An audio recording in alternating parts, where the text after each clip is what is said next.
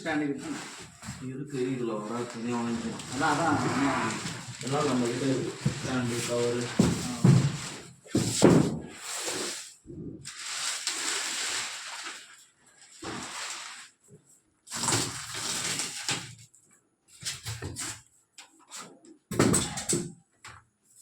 இது லோக்கலாக வேணா இது கம்பெனி சொல்லி கொடுத்தாங்க.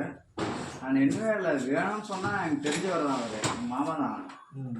அவர் இன்னொரு ஆளுக்கு சொல்லி அவர் வந்தோடனே இதுதான் நல்லா இருக்குது இது எடுத்துக்கோங்க பிரச்சனை இல்லை. டார்லிங்கில் பில் கொடுத்துருவாங்க. பில்